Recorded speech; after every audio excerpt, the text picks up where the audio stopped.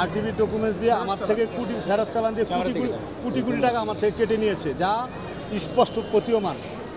তাদের সাথে আমার এগ্রিমেন্ট হয়েছে যে বিজনেস যদি ক্লোজ করা হয় 2 পক্ষ 3 মাস আগে জানানো হবে, 2 পক্ষ 3 মাস আগে চিঠি দেওয়া হবে। কিন্তু তারা আমাকে কোনো চিঠি পিঠি না দিয়ে তাদের জন্য যে আমার স্টক করা পণ্য, বিদেশ থেকে আমদানি করা পণ্য, সবগুলো পণ্য, যেহেতু তাদের সাথে আমি ফ্রোজেন আইটেম নিয়ে বিজনেস করি, তাদের সাথে আমার বিভিন্ন ক্যাটাগরি নিয়ে বিজনেস আছে, তারা আমাকে কোনো কিছু এগ্রিমেন্ট চুক্তি ভায়োলেশন না করে তাদের জন্য স্টক পণ্য এনে আমার গোডাউনে কোটি কোটি টাকা পণ্য নষ্ট হয়ে গেছে।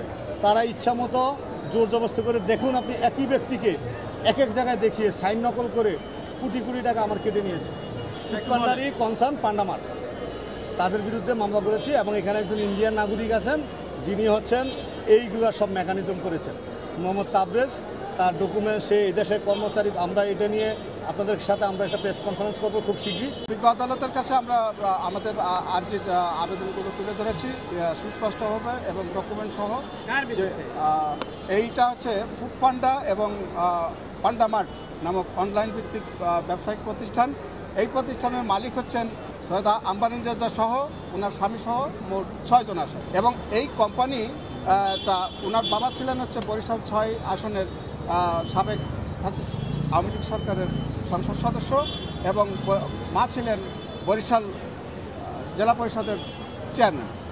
বাদী আসামির বিরুদ্ধে অভিযোগ হচ্ছে, বাদী যেটা অভিযোগ করেছেন যে উনি প্রথম যেই মামলাটা ডিস্ট্রিবিউশন কোম্পানি, এই কোম্পানিতে উনি 4 কোটি টাকার মালামাল দিয়েছেন, মালামাল চালান সহকারে দিয়েছেন। কিন্তু আসামিগণ তারা তাদের সফটওয়্যার পরিবর্তন করে এই মালামালগুলোকে